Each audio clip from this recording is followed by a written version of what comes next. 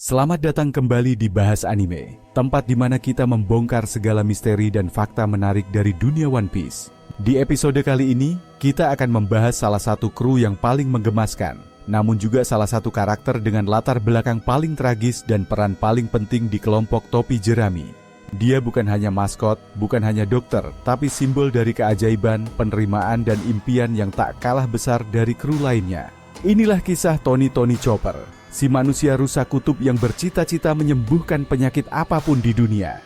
Pertama kali diperkenalkan di Drum Island, Chopper tampil sebagai seekor rusa kutub bermotif biru yang bisa berbicara dan berjalan seperti manusia.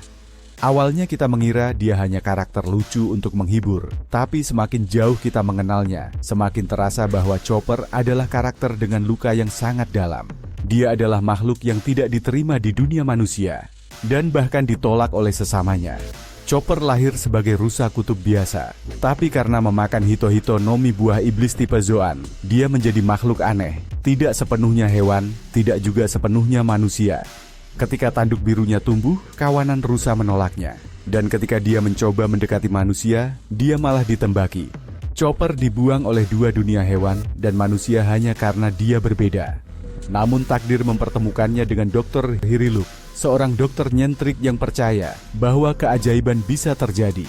Dari Dr. Hiriluk, Chopper belajar tentang harapan, tentang bagaimana seorang dokter bukan hanya menyembuhkan luka fisik, tapi juga memberikan semangat hidup.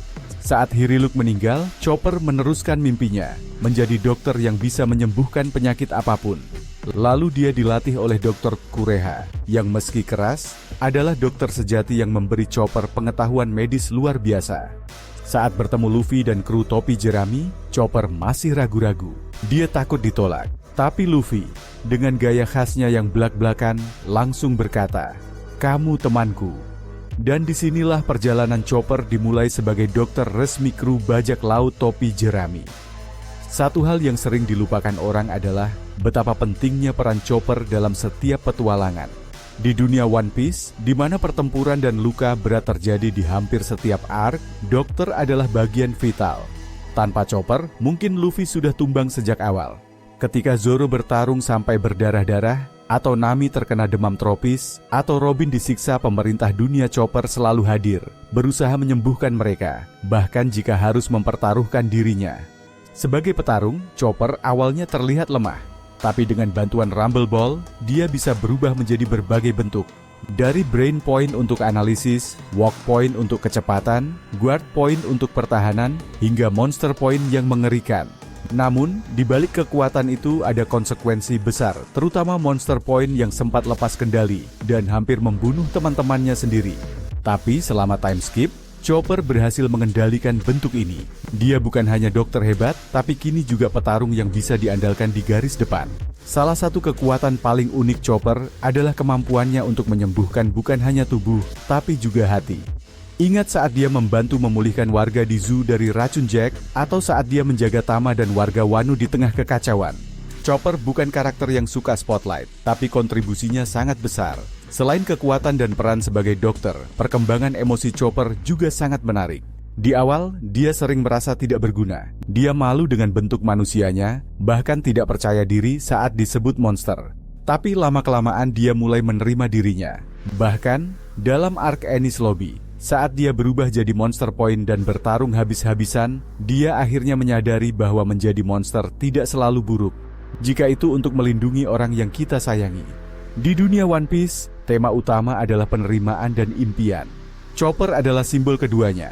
Dia diterima oleh kru topi jerami apa adanya, dan impiannya menjadi dokter yang bisa menyembuhkan penyakit apapun menjadi refleksi harapan di dunia yang keras ini. Di tengah dunia bajak laut yang penuh darah dan pengkhianatan, Chopper mengingatkan kita bahwa kebaikan, ketulusan, dan ilmu pengetahuan adalah kekuatan yang sejati. Saat ini masih banyak misteri yang belum terungkap dari Chopper. Seberapa jauh kemampuan medisnya bisa berkembang? Apakah dia akan menemukan penyakit terbesar yang disebut oleh Oda sebagai sesuatu yang akan menjadi tantangan di akhir cerita? Ataukah Chopper akan menemukan penyembuh universal di pulau terakhir Love Tale?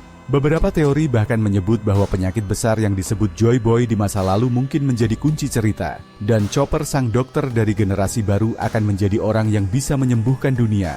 Mungkin bukan dengan kekuatan fisik, tapi dengan pengetahuan, empati, dan harapan. Tony Chopper adalah representasi bahwa menjadi berbeda bukanlah kelemahan. Dia adalah pengingat bahwa makhluk yang pernah dianggap monster bisa jadi penyelamat dunia. Dan dia menunjukkan kepada kita bahwa tidak peduli seberapa kecil, lembut, atau rapuhnya kamu, jika kamu punya hati yang kuat dan impian yang besar, kamu bisa mengubah dunia. Jadi, apa pendapatmu tentang perkembangan karakter Chopper sejauh ini? Tulis di kolom komentar ya. Jangan lupa like, subscribe, dan aktifkan lonceng notifikasi karena kita masih akan membahas kru topi jerami lainnya hanya di Bahas Anime.